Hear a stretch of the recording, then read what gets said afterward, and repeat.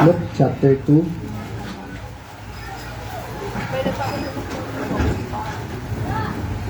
Okay, pag-uusapan po natin is about yung shepherds, no? Yung mga tagapangalaga ng tupa. Ako, sabi niyo po sa verse 11, basahin natin sabay-sabay. Luke chapter 2, verse 11. Ready? Go! For he was born this day in the city of David, a Savior, which is Christ the Lord. And the people... Okay, sige, yun lang po. Okay, sige, mag-pray tayo. Panginoon, salamat po sa pagkakataon na makapagbahagi ng Bible.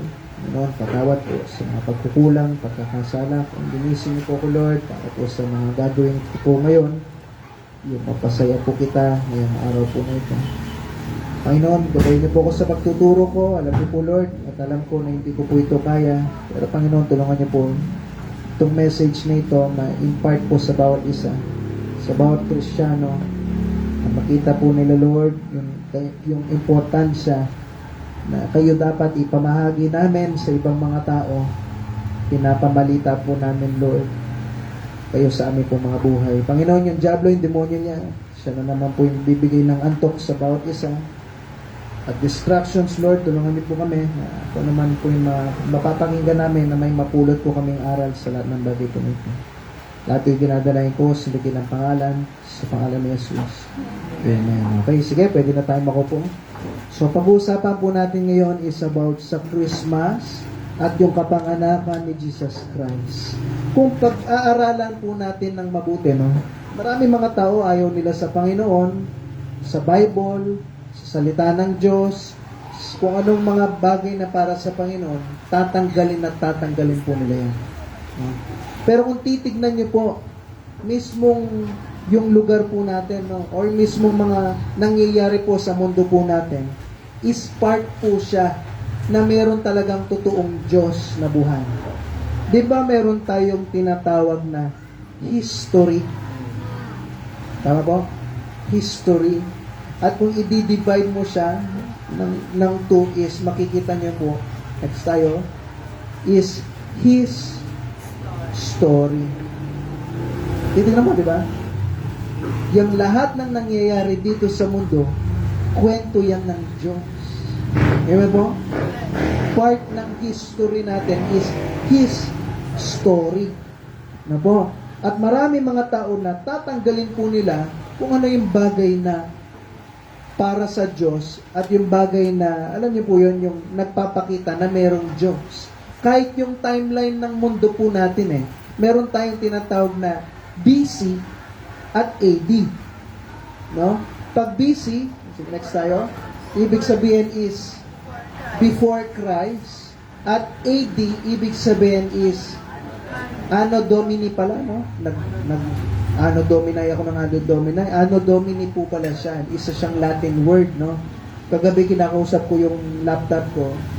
Sabi ko, is it Anno Domini or Anno Domini? Tapos sabi niya, pwede kasi magsalita ngayon yung mga bagong, yung mga laptop ngayon it is Anno Domini. Sabi niya, are you sure? Yes. Sabi niya, walang magawa. Anno Domini po siya. At narinig ni KK yun. Tuwang-tuwa siya, kinakausap niya. Hello, hello. At sumasagot naman dati ang sasabihin ko, sabi niya, what's your favorite ice cream? Cherry ice cream, sabi niya. Sumagot. Sabi niya ganyan. Kahit ano, sabi niya. Tapos sabi niya, what flavor do you want? Dati, sumagot ka. Anong flavor daw gusto mo? Ako patuloy naging translator. No? Ako tuloy naging computer. Sila nag-uusap. Ako yung computer. No? So, ang timeline po natin, no, is ganito po siya. Nandito na po tayo sa panahon ng 2024. Ang tawag po sa atin ngayon is 2024 AD, which is Anno Domini. Anong ibig sabihin yun? The year of our Lord. Na po. Ang zero, dito po siya nagsimula nung pinanganak si Jesus Christ. At pabalik, BC yung tawag, which is before Christ. Kung babalik po kayo, pabalik yan. Ang bilang naman nila noon is pabaliktad. 1, 2, 3, 4, 5, 6, 7, 8. Ganun po sila magbilang. Nakukuha niya po. Ngayon, pag nagbilang tayo, next year is, ano na po next year? 2025. Sa kanila, baliktad. No? Kung yung panahon nila is 100, na po, okay, ay 200, na po, kunwari 200, ang next year nila is 199, 198, 197, ganun po siya. Nakuha niyo po, busy ang tawag doon. At dahil maraming mga tao na gusto nilang tanggalin kahit sa part ng history, yung Panginoon, yung katotohanan na mayroong pinanganak, ang tawag po ngayon sa kanila, next one, is BCE, which is before Common Era, at hindi na nila tinawag na Anno Domini, kundi CE. Tawag po nila dyan is Common Era. Kasi pag BC, before Christ. Naku niyo po? Before Christ. Maraming mga tao ngayon ayaw ng, wala namang Kristo na pinanganak. Okay? Christianity lang yan. Kaya sabi, Christian term na lang daw, yung BC. Pero noon pa, tawag dyan is BC at AD. Naku niyo po? Pero ngayon, ginawa na nila para tanggap ng lahat is BCE at saka CE. Kahit ngayon, pumunta kayo sa mga mall, no? Okay? Hindi ay yung mga iba, no? Yung mga iba, hindi lahat, pero isa na rin dyan, pati sa SM, hindi na siya Merry Christmas, no? Sana meron pa ako nakikita, parang meron pa yata ako nakikita, hindi siya Merry Christmas, kundi nilalagay nila is Happy Holidays na lang. Kasi bakit? Maraming mga tao na ngayon na hindi naniniwala na merong pinanganak na Kristo at merong tagapagligtas. Naku niyo po. So, ano nangyari po? Ang pag-uusapan natin, ano nangyari sa mga panahon na si Kristo, napanganak po siya dito sa mundo, okay? At unang nagpakita po, ang unang naging witness po, ang pag-aaralan natin, is yung mga shepherd. So, ano nangyari po sa mga shepherd? Sabi ng Luke chapter 2, Luke chapter 2. Babasahin po natin ito. Pag-aralan natin kung ano yung nangyaring kwento. Sabi niya sa Luke chapter 2 and verse 8. Sabi niya, and there were shepherds in the same country abiding in the field, keeping watch over their flock by night. So number 1, sabi niya, presented. No? Pinakita, no, naipahayag at nalaman ng mga shepherd na merong tagapagligtas. Ano po? Paano nila nalaman? So, imagine niyo, no? Nag-aalaga ka ng tupa. Isang simpleng buhay, simpleng pamumuhay, no po? Ginagawa lang nila yung trabaho nila. Siguro, nasa field sila, nasa mga damuhan sila. Imagine mo, dito sa San Pablo Libutan, o maraming mga damo. De La Paz, yan, dyan, doon pa banda, no? Medyo doon sa dulo, sa Pau, ganyan. So, mga 2-3 kilometro, lalabas sila sa community, no? Para mapakain yung mga tupa po nila. At imagine niyo sa verse 9, sabi niya po dito, pakibasa po, ready, go.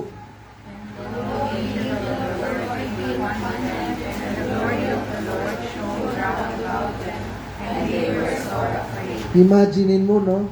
Okay, siguro, yung mga shepherd na ito, 2 shepherd, sabi niya. So, marami sila. Siguro, mga 2 hanggang 5, no? Nagsama-sama sila, pumunta sa labas, para pakainin yung tupa nila. Hindi na mo, kayo-kayo na lang, madilim, gabi na, at mamaya bigla daw, boom!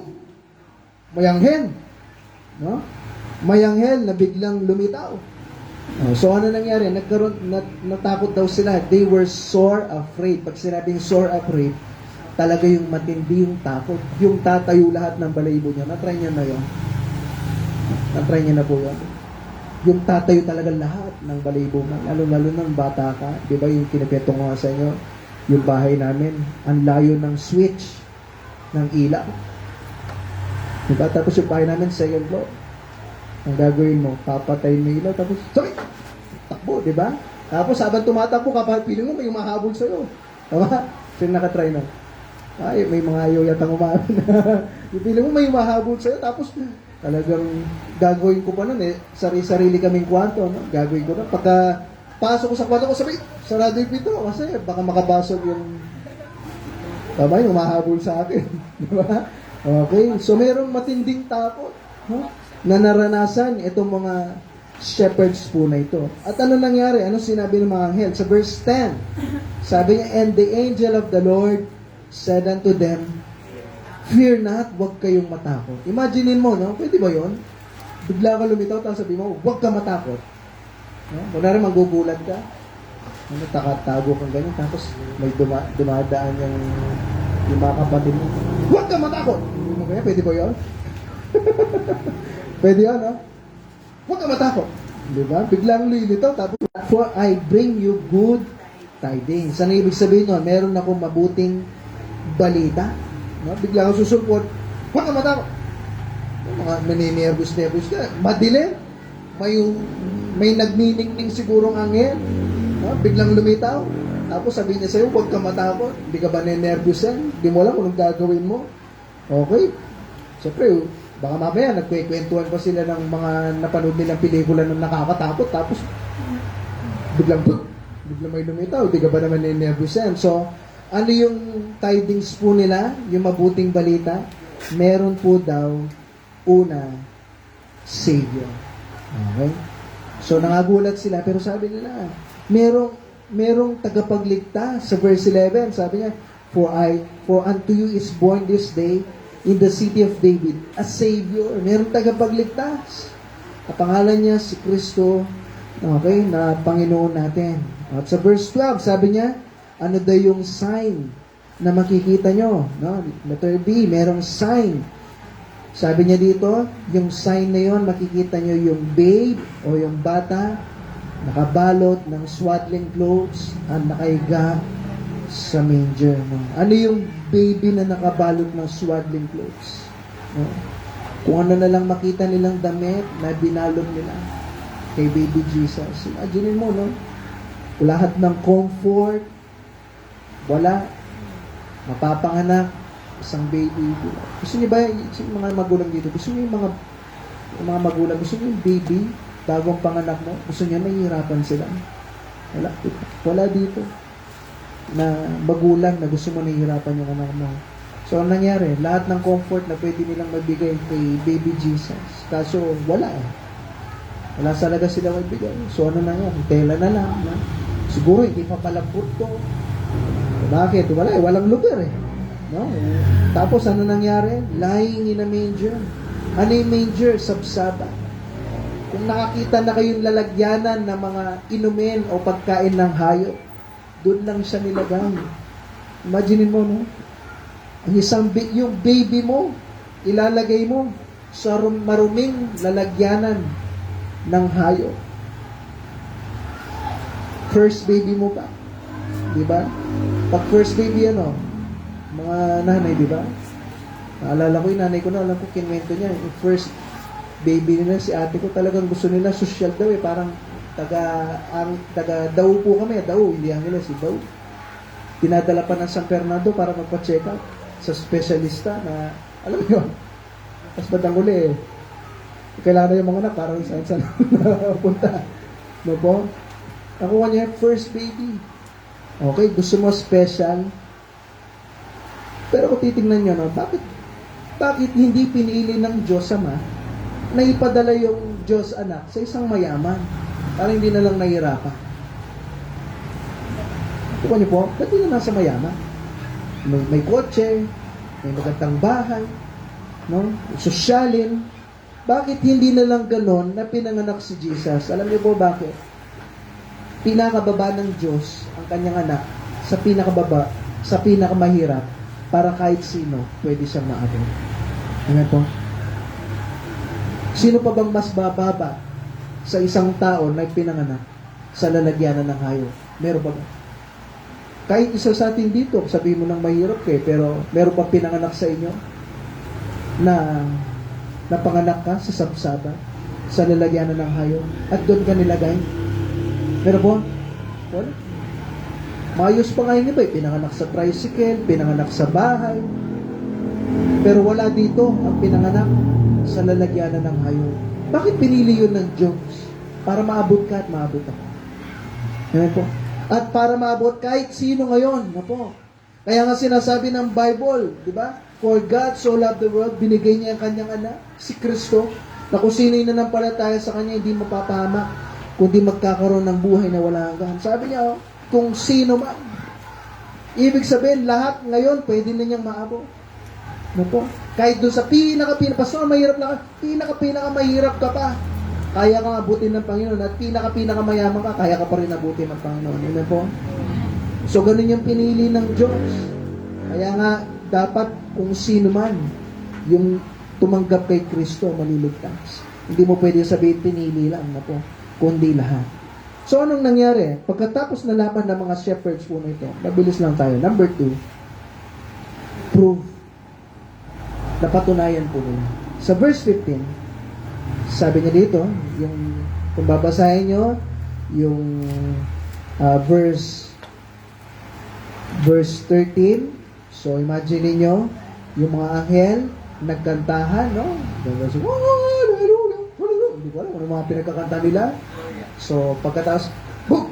Nangagulat, nanganervyos. Mamaya may special number, ba? Talagang siguro nanonood sila ng parang pelikula, no? Wow! Ganda, no? Parang kantata. Makakanta yung mga tao, ay, yung mga anghel, na po. So, sigurado magaganda yung mga boses na mga yan, no? Nasa tono, kasi siguro nag-practice yung mga yan, no? Okay? So, kumanta. At tapos, sinabi na merong anghel, ay, merong Kristo na ipinanganak sa Bethlehem, no? So, sabi niya dito sa verse 15, and it came to pass as the angels were gone away. So, pagkatapos na nilang kumanta, no? Okay? Pumunta na ulit sila sa langit. Yung mga shepherds, anong ginawa po nila? Let us now go even unto Bethlehem and see this thing which is come to pass, which the Lord had made known unto us. Anong ginawa po nila? Pinuntahan po nila. Okay? Na kung saan narinig nila at tapos pinuntahan po nila. Kung pag-aaralan niyo po, di ba, noon tayo, ganun din, di ba? Nasabihan ka, pwedeng, meron nagbahagi sa iyo, pwede mo makasigurado na balang araw, 100% na langit. Alam mo yun, parang di ka pa rin makapaniwala nung una, di ba mo? Pwede ba yun? Tama? Ganun po tayo lahat, di ba? Pwede ba yun? Wala nakakalam. Diyos lang nakakalam yan. Pag namatay ako, doon ko na lang malalaman. No? Pwede ba yun? Na kung saan langit ka, balang araw, hindi siguro, di ba? So, anong gagawin natin? Salamat sa Panginoon, ginawa natin ang paraan para i-prove natin kung totoo ito o hindi. At pinrove nila with haste, sabi ng verse 16, they came with haste and found Mary and Joseph and the babe lying in a manger. No? Ang ginawa nila, nagmadali sila. No? Nagmadali sila at iniwan nila kung ano yung meron sila. Biro mo yung mga tupa, iniwan nila. May responsibilidad sila, pero iniwan po nila lahat ng yon para makita, ma-prove na meron talagang Kristo na pinadala para mapanganak. Amen po? So ngayon, paano isang tao maliligtas? Dapat kailangan mong iwan. Meron kang kailangan iwan talaga. Ano yung iiwan mo? Iiwan mo yung mabuting gawa mo. Di ba? Na iniisip mo yung magdadala sa'yo sa langit. Iiwan mo yung religion mo. No? Iiwan mo yung mga bagay na nagpapaisip sa'yo na ikaw ay isang karapat-dapat na tao na pwede ka sa langit kasi mabait ka. Diba po? Kailangan ng isang tao na iwan yun kasi kung titingnan mo nga naman, wala sa atin dito yung karapat-dapat. Bawat isa dito, kailangan mo ng Panginoon. Diba po? Kailangan mo ng tagapagligtas, kailangan mo ng awa galing sa Diyos. So, anong ginawa po nila? Iniwan po nila yung mga dapat po nilang iwan sa kanilang pong buhay. Ma-prove nila na si Kristo siya yung tagapagligtas. Letter B, to see it personally. So verse 17, when they had seen it, nakita daw nila, they made known abroad the saying which was told them concerning this child. No? Nakita nila ng personal, wow, totoo nga. Meron ng tagapagligtas. Amen po? Meron ng baby Jesus na ipinanganak. Tandaan nyo, para ang isang tao mapunta ng langit balang araw, kailangan mo mamanampalataya. Natutuo nga ang sinasabi ng Bible. Amen po? Natutuo nga na si Kristo yung tagapagligtas.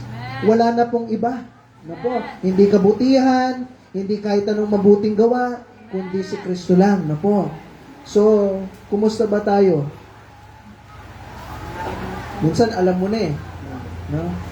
Alam mo na si Kristo yung tagapagligtas.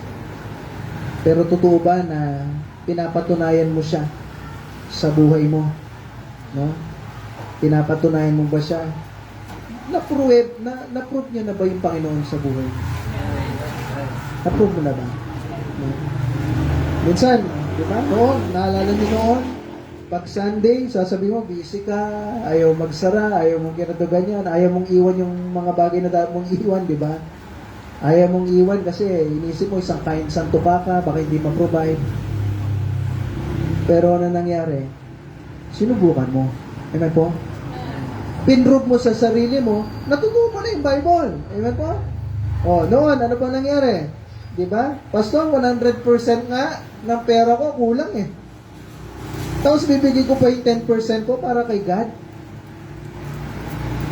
Nakuha niyo po? Bibigay ko pa yung 10% ko? Eh di lalo nagkulang. Kasi 90% na lang ng pera ko, yun, doon ako mabubuhay. Okay? Pero ano nangyari? Sinubukan natin, di ba po?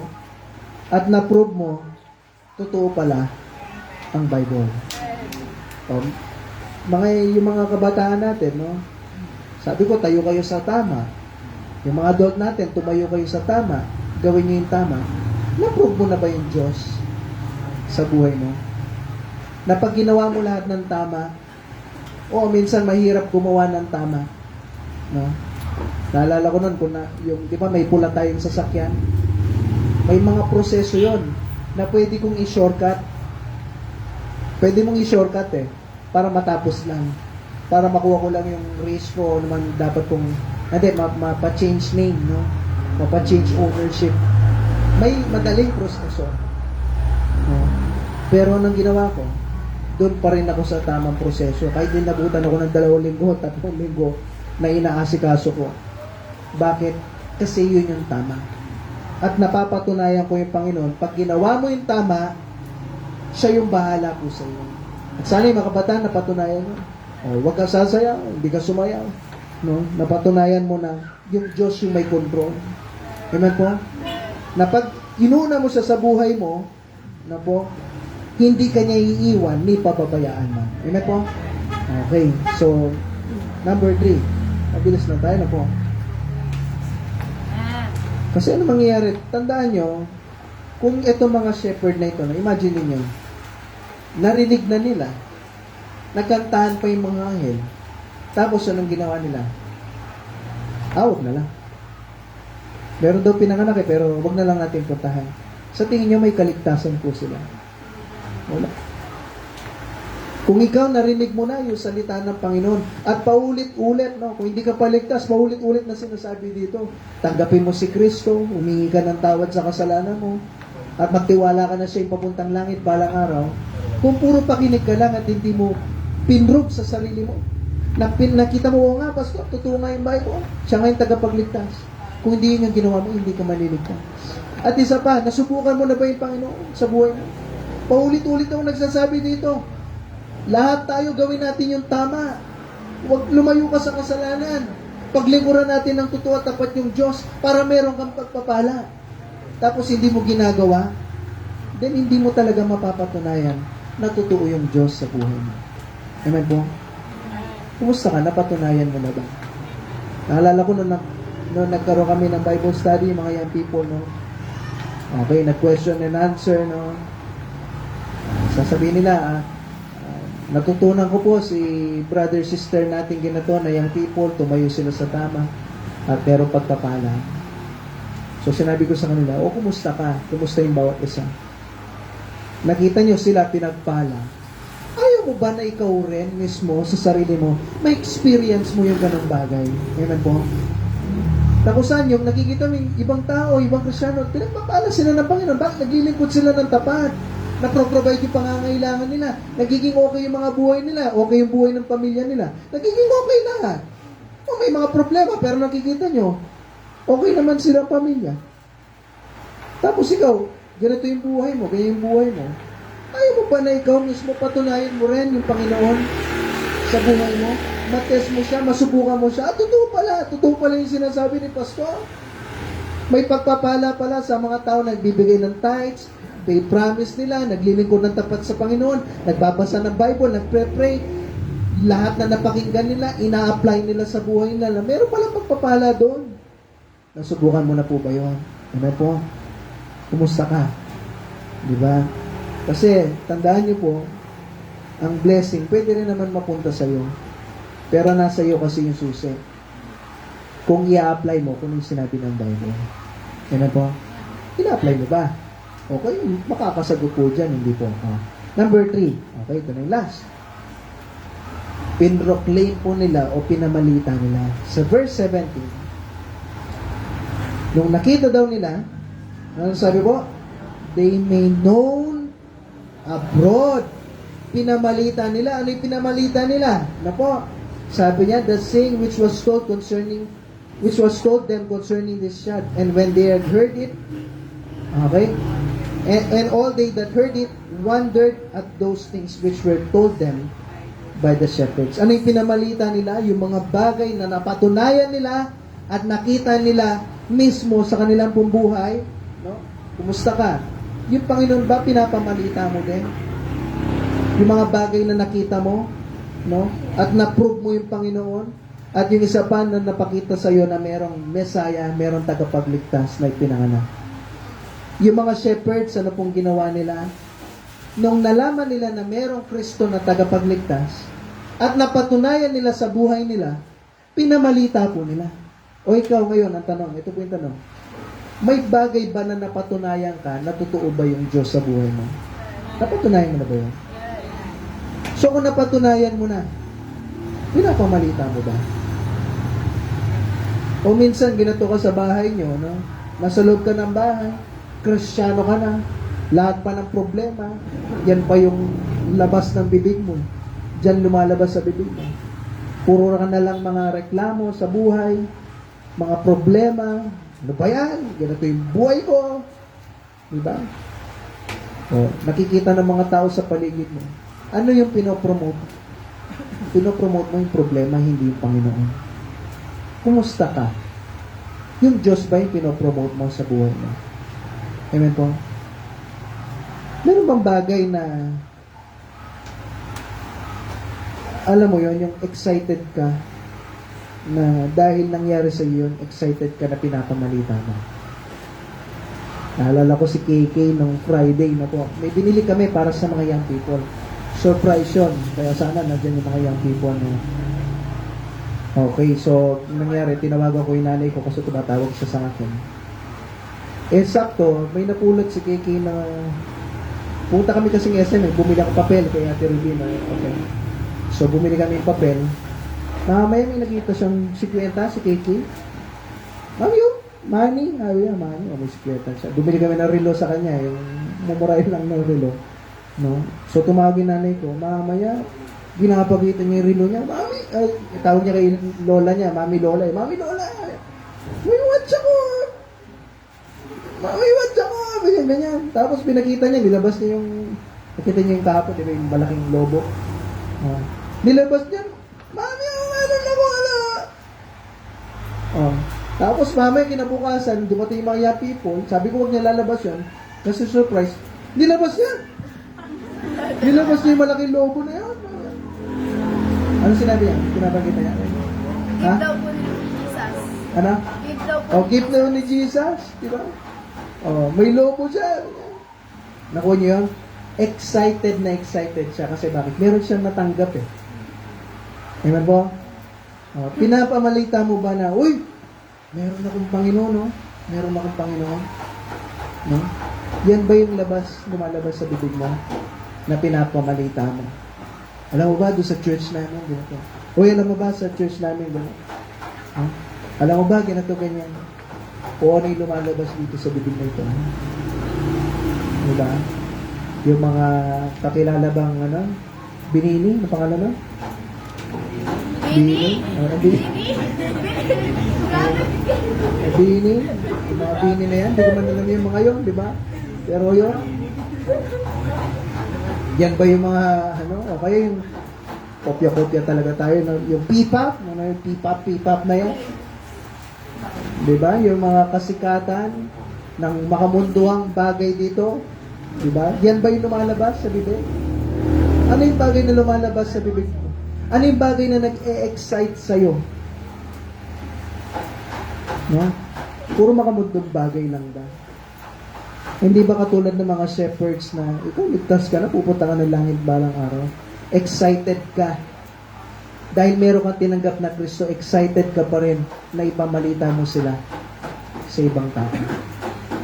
Amen po? Meron pa ba tayong mga trucks dyan? Kuha kayo mga trucks. No?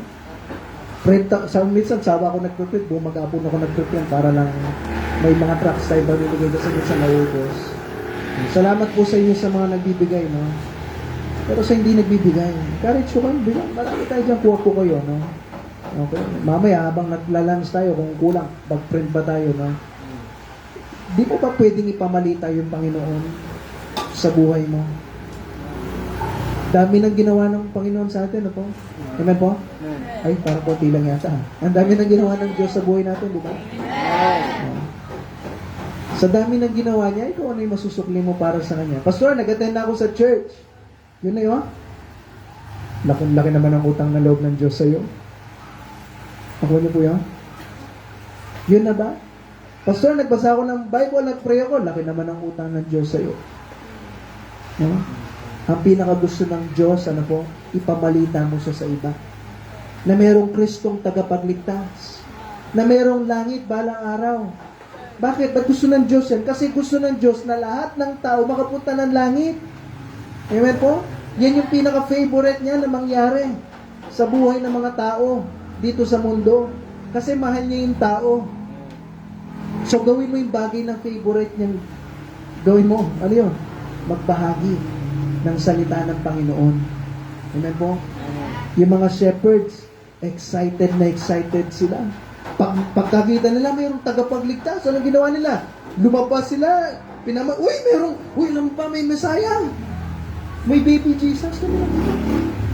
May mga anghel. No? Na nagbalita sa amin, natutuwa nga, meron nga tagapagligtas na ipinanganak sa sabsaban. Pinamalita po nila. O ikaw, pinapamalita mo ba? Napo. Pastor, wala kasi akong time eh. Busy ako. No? Yung mga shepherd, di ba sila busy? Nagkikwentuhan sila, pero may trabaho sila. Alagaan yung mga tupa. Pero anong nangyari? Iniwan po nila yun. Pastor, mababang klaseng tao lang po ako eh. Bakit di ba mababang klase yung mga shepherd? Pastor, di kasi ako marunong magsalita. Sa tingin nyo, may pinag-aralan ang mga shepherd na ito? Kung tagapangalaga ka lang ng baka, tupa, kambing. Di ba, pag mga ganyan, simpleng tao lang ng mga yan, di ba po?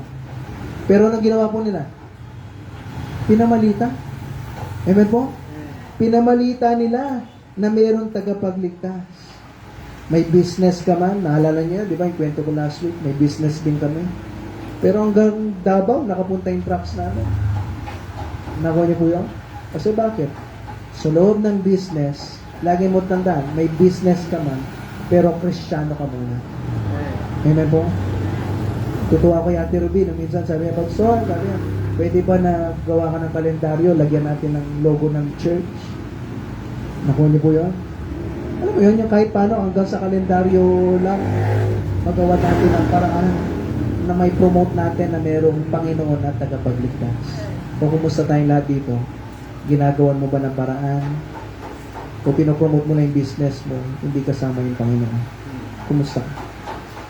Sana wag. Sana pinopromote natin lahat. Lahat na pwede natin magawa para sa Panginoon.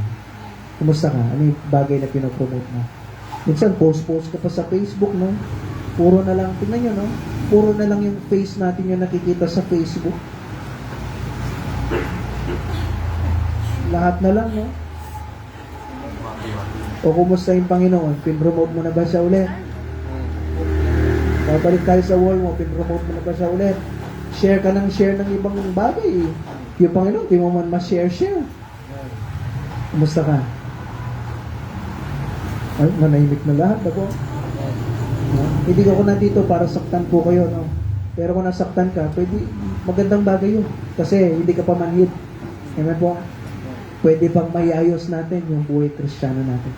Pwede pa na ipamalita natin na si Kristo yung tagapagligtas. Amen po? Ano yung bagay na pwede natin magawa para sa Diyos?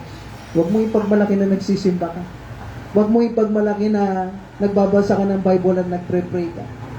Pwede na ba yan? Hindi. Ang pinaka gusto ng Diyos. Tama yun, magbasa ka ng Bible, mag-pray ka, magsimba ka. Pero ang pinakamahalaga, ipamalita mo na si Kristo yung tagapagligtas. Amen po? Lalong-lalo na ngayong Pasko. Sige po, tayo po tayo lahat. Maaga po tayo ngayon. Habang nakapikit na mata, makuyo ko yung ulo,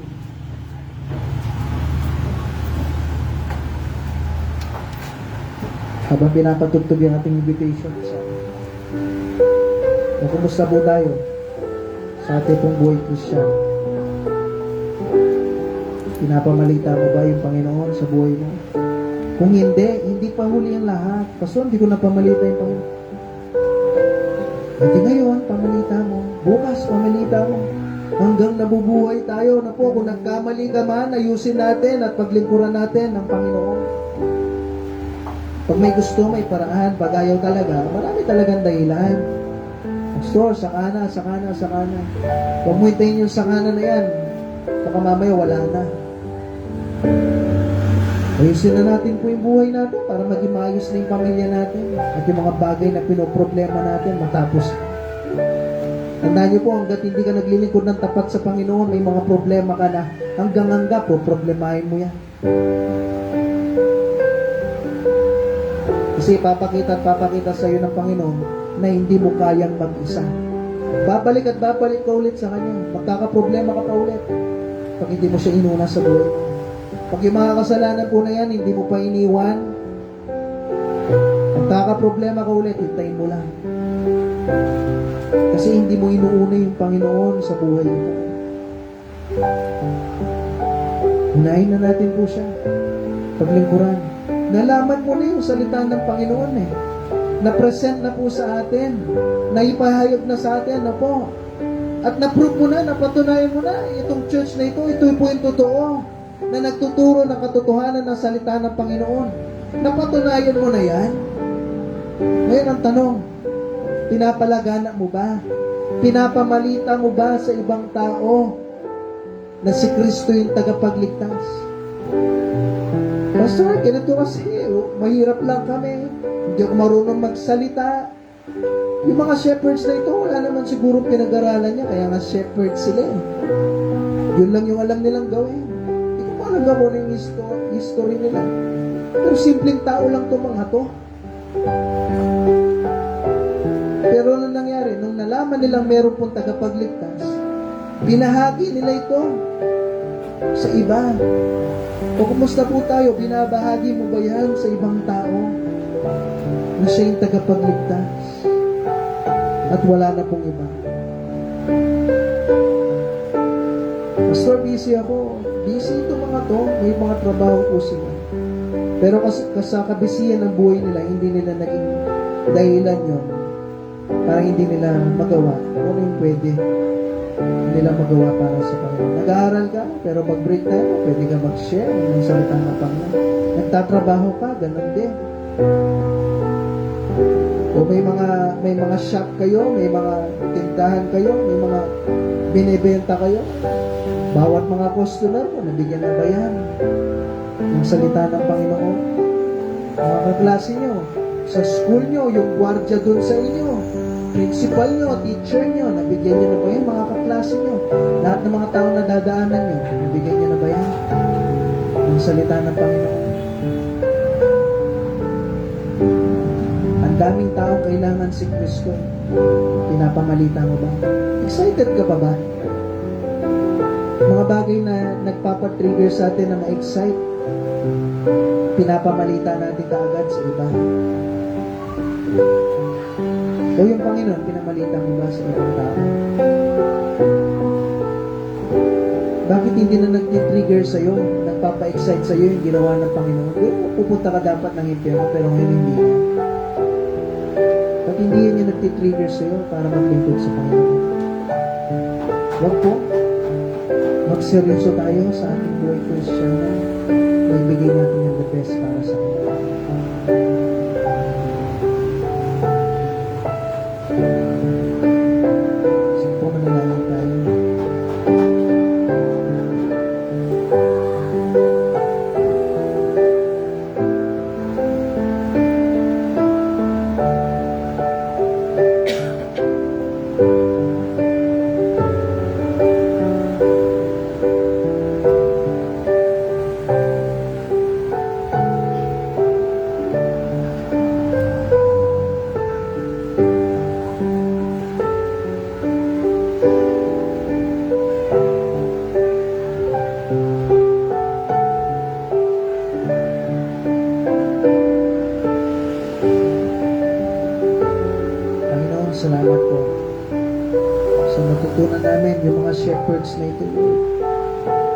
nalaman nila, napatunayan nila, at ngayon, binahagi po nila sa iba. Panginoon, tulungan niyo po na ganoon din yung gawin namin.